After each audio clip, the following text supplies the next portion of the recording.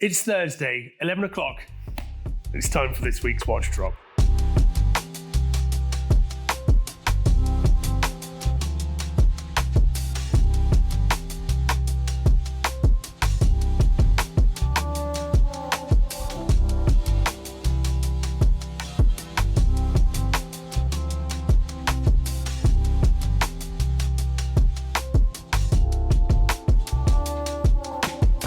The theme for this week is Oddballs, which is one of my favourite sort of subgenres of watch collecting. And it's really interesting when you think back over the last 50, 70 years. There are so many watches that were brought out, and at the time, collectors thought these were oddballs. These are things that are too weird, that no one really bought.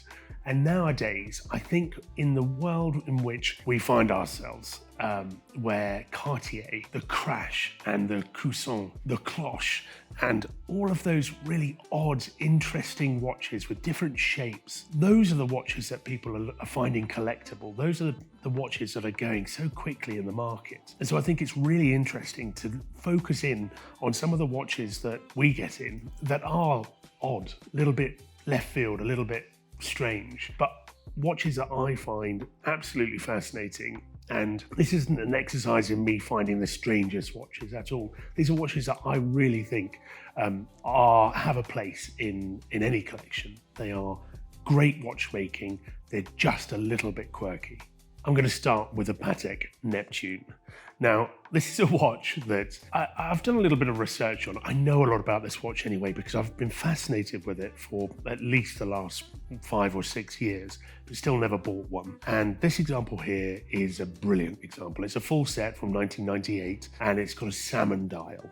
It's the reference 5080/18, so that is to say it is the time and date complication with an integrated steel bracelet. This watch is a child of the late 90s, and at the time Patek brought out, I think, 3 kind of oddballs, one of which was a commercial success and the other 2 weren't. The Aquanaut was brought out for the first time. Alongside the Aquanaut, the Neptune was brought out, but also another watch which is even quirkier than this, which was termed the Russian watch, or the sculpture. It's a really, really interesting watch, but they made in very, very few numbers. I've never seen one, but I have seen a number of Neptunes, and the more I see them, the more I think it's a watch that would work so well with me. So why do I think that? The Neptune is a watch that was designed with no corners cut at all. The bracelet is exquisite. I know it's not to everyone's taste, the sort of fish scales, the sort of beads of rice type construction, but they've absolutely thrown the book at the design on it. Its construction is far more robust than you see even on a modern day Nautilus, certainly of the Nautilus back in the 90s. So you've got screw pins instead of push pins, you've got different graining, polished grain plus satinated sides. I mean, it feels like $1 million. It feels like a piece of jewellery in its own right. And that level of attention to detail doesn't stop with the bracelet, not by any means. The bezel has a sort of engine-turned feel to it, much like some of the Datejust back in the 70s, 80s, 90s. But you have more defined and prominent markers at each of the key hour markers, which I think is a really nice touch. You've got a really interesting case side with the crown guards that feel, I don't know, they just feel interesting. They are sculptural, and I think there must have been some of that DNA from the sculpture that sort of fed through to this watch. The dial, there's a lot of space given to the colour of the dial, and that's why I think the salmon dial version of this watch works brilliantly well, because contrasting against the stainless steel, you have that pop of colour that, particularly in the summertime, works brilliantly. It's somewhat confused in whether it's a dress watch or a sports watch. It's a steel integrated bracelet, of course, but you have dressy features and the use of Roman numerals. You have a design that feels Calatrava-esque, but has some nod to being sporty. It's like you have a screw-down crown, you have quite accentuated crown guards, you have an integrated bracelet. But I think that all of those characteristics that make it quirky and not quite having a place of its own in a watch collection, I think all of those characteristics that make it that quirky watch actually give it a really good reason to work in the current market. Up until now, purists loved their dress watches to be dressy, their sports watches to be sporty. And this is something that falls right in between those two things. It's an oddball, but it's absolutely one that's stolen my heart, and I will buy one of these very soon, I'm sure. I love it. I hope it lands with a good home and someone gets to enjoy it as much as I have done during this video. Up next is a Parmigiani Toric. This is one that you probably haven't seen before, and when I saw it, I absolutely jumped at it. This is the Toric Perpetual Calendar Luna Blue. Wow, there's a lot going on with this watch, and I adore it. So you have a sort of, I'm going to call it baby blue, but that sounds like it's a negative. It's not a negative. It works amazingly. This really light blue dial with a dusting of brilliant cut diamonds that actually represent 4 different star constellations. But the complications don't stop there. You have a retrograde date, which is a 3/4 retrograde, so that's actually quite a complicated retrograde to do. Anyway, I won't go into that.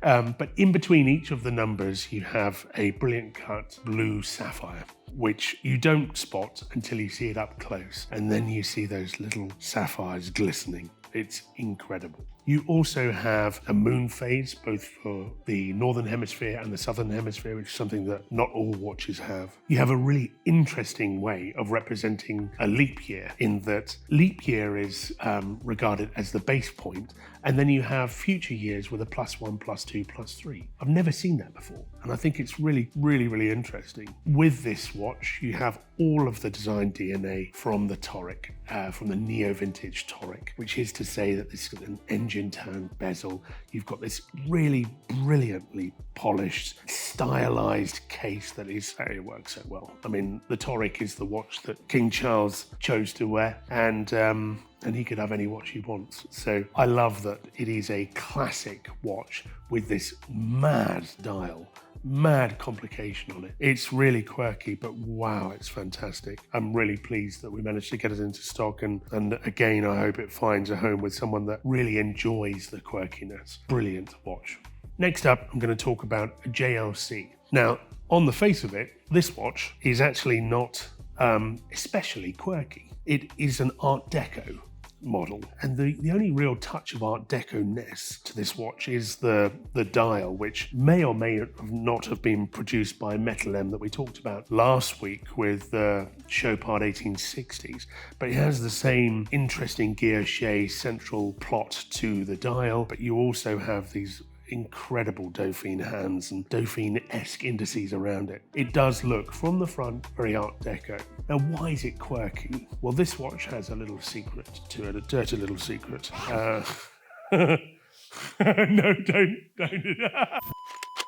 So this watch has a little secret to it. On the reverse side, we are greeted with one of the best finished skeletonized movements I've ever seen. Truly, it is so interesting. It has so many different finishes, textures. The architecture itself is fascinating. You've got blue screws, you've got red rubies. It's phenomenal. And why do I think it's quirky? Well, I guess if you look back to the heritage of the Reverso, where it was a watch that from inception was designed to have a watch front on one side, and if you're playing sports, you're playing polo supposedly, you can turn it over to protect the watch and the dial and the sapphire on the front. Well, I like the fact that actually the reverse side of this watch is probably more fragile than the front is. So you really don't have that core characteristic of the Reverso, but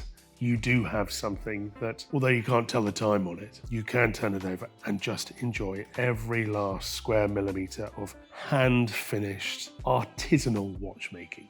This watch, to me, is a reminder that JLC is an absolute powerhouse. They're termed, of course, the watchmaker's watchmaker, and people throw that around. But really, when you see something like this, It is every bit as good as the Vacheron open work that we've had recently, the AP open work watches. It's as good, possibly even better. And a reminder that you don't have to go to the Holy Trinity to get this level of watchmaking. JLC have thrown the book at this watch and it's worked.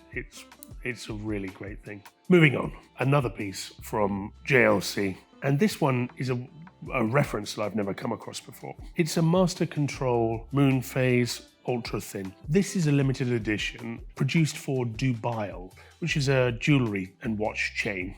You see them in France. I'm sure they exist throughout Europe. Dubail have a real knack, in the same way I think as Revolution do. They have a real knack of producing limited editions that stand out head and shoulders above the standard line offerings. And this is a great example of why these limited editions are so brilliantly received in the market. Now, the Master Control Moon Phase is a very traditional looking watch. You have a very legible dial and you have everything you need, including a moon phase and a date, and that's great. But Dubail got involved and they put this sort of chocolatey black, oh gosh, I don't even know how to describe the dial. It's a greyish black brown.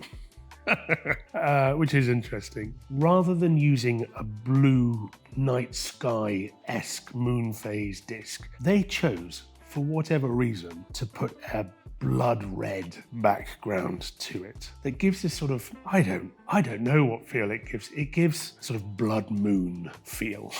And it's not as if the red goes brilliantly well with black or rose gold, but somehow the watch comes together and it's a fascinating thing to look at. It's an edition of only 50 pieces. This is a very low number. When I look at this watch, it makes me think that although we see a lot of these Master Controls, you never see something that sort of re-engineers, redesigns a classic and puts this contemporary twist on it. And when I see it come together like this, it makes me want more like this. I mean, I'd love to see some with, green moon phase disc or a teal or something, something that's not blue, because it works so well. It might not make scientific sense, perhaps, but red works amazingly. And why stop at red? Why not go for something even more out there? Pink, something like that. Be great. Don't think I'll ever see another one again, frankly, but I'm really pleased that we've got it in because I love it.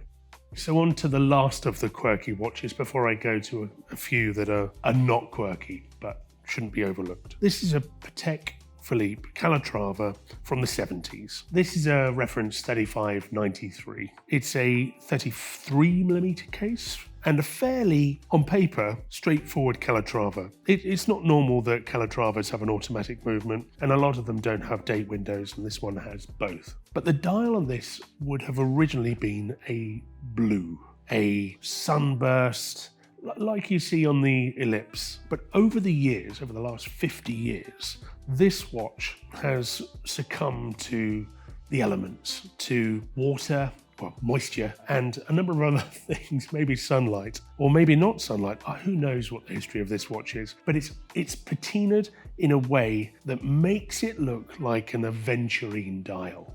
And aventurine is a material that Lange, for instance, and other brands use in a way to create that starry sky feel. And you'll spend a lot of money on an aventurine dial from Lange, but here we have one that's created itself. It's its own organic thing. It's got a life of its own and ended up in a way that just makes it a one-off. It's a lovely, lovely thing. I love it. I really love it. Cool thing.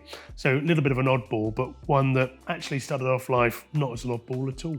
There's a watch on the table that when I talk about and explain why I like the Patek Neptune, the quirkiness of it, there's another watch on the table that sort of meets a lot of that character, which is an example of a watch that we see quite a lot. It's a Master Control triple calendar, but on a rarely seen bracelet. And I think a sub-theme of this conversation that we're having, or that I'm having with you, is that bracelets can make or break a watch. Certainly this Beads of Rice bracelet from JLC transforms a watch which is fairly ordinary on its own. It's a good watch, but it's an ordinary watch. But on a bracelet, and particularly a Beads of Rice bracelet, it transforms it into something that's really special. And The construction of the bracelet is nearly up there with the Neptune, I have to say. It's substantial, it's interesting. Yes, it's completely highly polished, but in a way that gives you that beads of rice aesthetic. You know, you see the sort of curvature of the individual links. I really like it. And almost a brilliant value option versus the Neptune. Interestingly, feels heavier. It's steel in the same way that Neptune is, but it's a really special thing. It leads me on quite nicely, actually, to, well, it's the first time we've sold a bracelet on its own. And here we have a very, very rare platinum Wellendorff bracelet produced for Lange back in the 90s and early noughties. Could have been bought alongside or with your Lange 1 or your Datograph. It transforms those watches, absolutely makes them a completely different thing. I love the Lange 1, I love how versatile it is, but it's so special on a Wellendorff bracelet. And in fact, there's a brilliant picture of Michael Jordan wearing a platinum Datograph with a Wellendorff bracelet on it, and it just looks $1 million.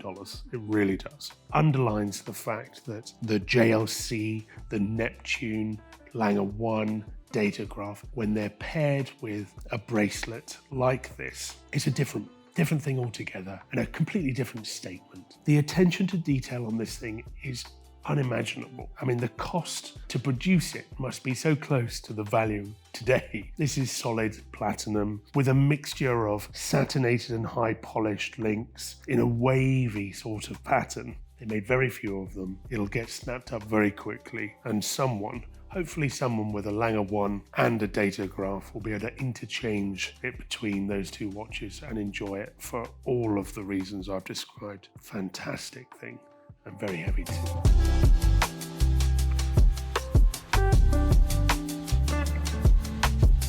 So that's this week's drop. Over 70 watches hitting the site again, and another real array of different things. Not just oddballs. I have to say, there's a complete anti-oddball in this 1016 that's on the table that I didn't get to talk about. And obviously with a watch like this, you get to enjoy it regardless of the occasion. You can wear it dressed up in smart wear, you can wear it dressed down to a footy match or whatever. It's just a versatile thing, and there's obviously a time and a place for watches that aren't oddballs, that are bread and butter, and the 1016 is a great example of that, as is the GMT, you know, an American. There's so many watches I didn't get to talk about, but I hope you enjoyed my ramblings about oddballs, and I'll see you next week.